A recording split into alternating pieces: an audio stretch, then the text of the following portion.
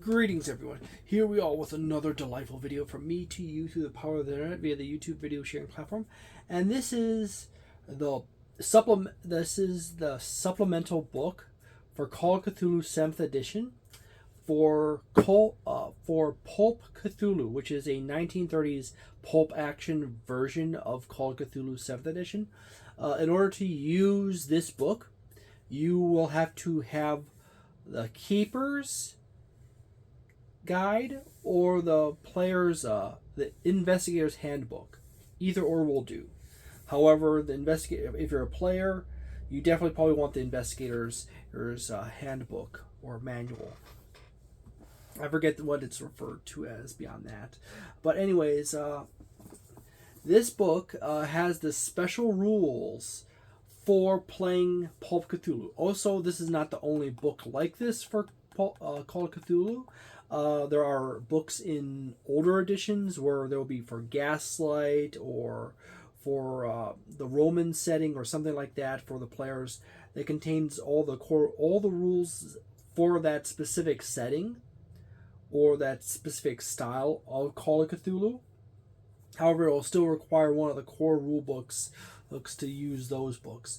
The newest one for Call of Cthulhu 7th edition, which will be Cthulhu by Gaslight, which I think is coming out December 13th or something like that, off the top of my head. This book, MSRP is for $49.95. It's the hardcover version.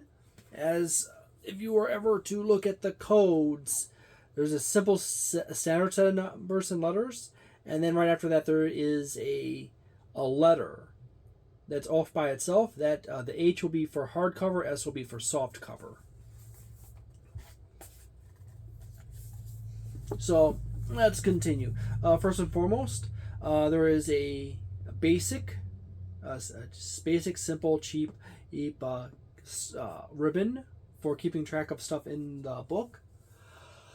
But as you can see, I also keep track by using various pieces of paper.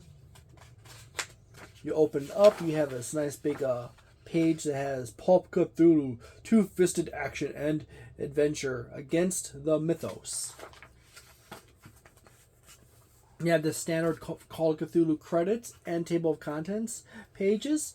The table of contents basically denotes the chapter beginning and as well as the major sections in each chapter. However, it does not account for subsections or topics within that chapter, within that section. So you have for chapter 1, you got pulp-o-meter, how much pulp, using the Pulp Cthulhu with your Call of Cthulhu, and then chapter 1 is entertainment for the masses, lone guns against all hell, the hero's pulp, strange horrors in the rough print, and then as you go on from there, you can read, and I believe it also continues on to the next 2 pages. It's a decent standard table of contents. You also have some credits for the people who helped back this, as well as playtesters. The introduction is well nice set up. You have this solid single-page piece of artwork of H.P. Lovecraft, and then an introduction here, which pretty much just covers the basics of Pulp Cthulhu, as well as moves on to chapter 1, the Pulps, which basically is a chapter all about basically getting you the understanding of what a pulp setting is like, and it references back to classic pulp literature and movies from the past. So, and comics and weird magazines. So that basically just establishes the feel of the pulp setting. I personally like this book set up better than the Investigator's Handbook or the Game Master's book, as they spend a whole lot less time trying to give you a feeling of what the setting is. It gives you just enough information about the setting in the prior pages and just enough pointers to direct you to look into other stuff that you can easily go from there. If you need more, you can look up or actually order or buy some of those old magazines or books to get a better idea of what a pulp setting is, or check out the pulp movies. Then we have chapter 2, which is character creation section. They have a nice little checklist right here of all the core steps for choosing your characters. So, designing your characters. And then it goes into step 1, and it's fairly nice overall. My only problem is with the Call of Cthulhu system is that sometimes as you are reading through to create a character, and keep in mind the Pulp Cthulhu rules are built over the top, or extra layer over the top of the rules for standard Call of Cthulhu 7th edition. So in order for to use this book, this creating a character section, you have to have had the Investigator's Handbook or the Game Master's, the Keeper's Guide, made a character from the rules in that book, and then you go through this to modify the characters for a Pulp Cthulhu setting. So this is all about various levels of adjustment and creating character archetypes for the various characters. You got adventurer, you got the beefcake, the bon vivant, the cold-blooded, the egghead, the femme fatale, the grease monkey, the hunter, the mystic, and the outsider. And these are special packages that slap on top of your Call of Cthulhu character. They add and remove stuff, but also, keenly enough, increase the health points and add extra options in character creation for making your character more compatible with the Call of Cthulhu setting. This goes over various subtypes of characters that you can also build in, as well as adjusting various other things. This also has the alternative role mechanics to it that basically change out some of the things, because Call of Cthulhu 7th edition and Call of Cthulhu Pulp has a slightly different math out system.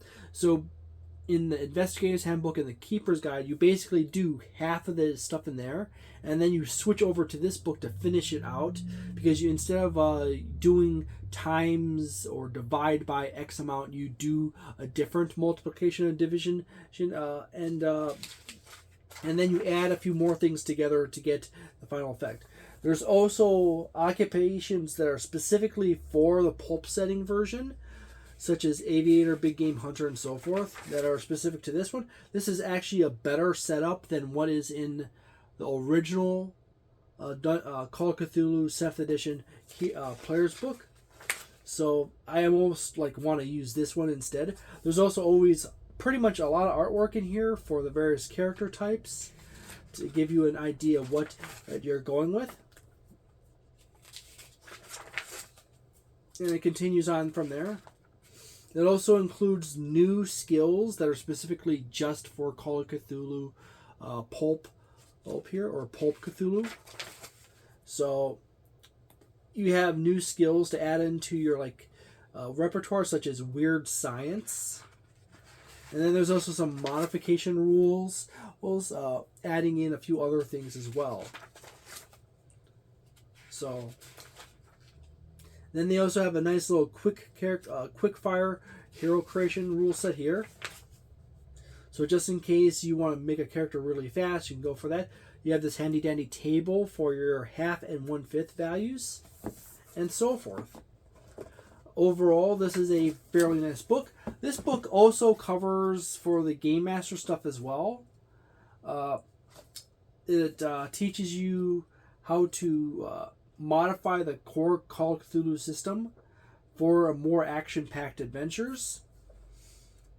And it also updates your information for your 1930 setting, which is the Pulp Cthulhu era. You also have a fun little section right here, such as for adventures, for various for your parties. So, as I said, the front half of the book is pretty much for the players. The back half of the book is pretty much for the Game Master. So you have maps for the adventures that are included in the back end. Personally, I do not like having adventures in the player's book or in a book that players use, because I know some players have a compulsive tendency to want to read through the adventures, and then they have a compulsive urge to metagame. And pretty much if you have any group of any size and you play long enough, you'll run across multiple of these people at some point. Sadly, the only solution for keeping them from metagaming is making sure that they don't get their hands on the Game Master stuff.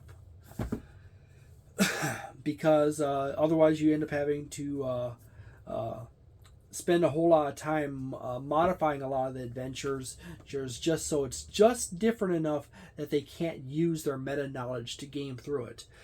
This book is a solid 4 stars, except for the back half of the book is Game Master stuff. It effectively is basically a 3.5 star book, considering if you have a group that has a person who wants to metagame. This book is one of those things where you basically have to only let them have it when they are in the session 0 when they're making their pulp characters, and then you take it away from them. Because it's just one of those tiring things to have people who constantly feel the compulsion to metagame and study through the entire system. Not just studying the system itself, which is perfectly fine to do, but also studying the stat blocks of all the monsters and studying all the adventures, and then you end up with the whole problem of having to modify all the monsters and the adventures. And the problem with modifying monsters and the adventures is sometimes it's easier to, if you modify the monsters, to result in the adventure becoming radically more difficult than it's supposed to be. Also, this it just reminded me, Pulp Cthulhu rules, or the modifications to it, are a great way to modify Call of Cthulhu 7th edition so it is less lethal. Because Call of Cthulhu 7th edition adventures and Pulp Cthulhu adventures tend to be, official ones made by Chaosium, tend to be a bit more on the deadly side, and even third-party ones tend to be on the deadly side. So Pulp Cthulhu rules are actually a great way in modifying Call of Cthulhu 7th edition to make it easier for players to survive through adventures, because the result is your characters end up with more health, more skill points, and and multiple options for surviving miraculously through serious situations by spending large chunks of health, spending large chunks of luck, and a few other things. So several people, including Seth Sarkowski, one of the most famous Call of Cthulhu 7th edition YouTubers, uses Pulp Cthulhu basically as the default Call of Cthulhu 7th edition rule set for his Pulp Cthulhu and regular Call of Cthulhu adventures.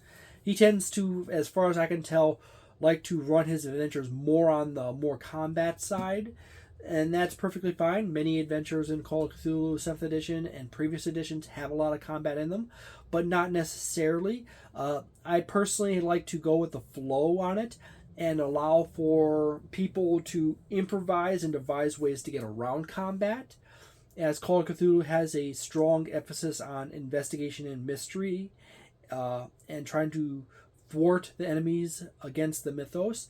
And naturally, if people are going to take the themes and the feel of Call of Cthulhu and go with it, and the natural inclination of the mechanics of the system, they will naturally try to figure out ways to shut down combats or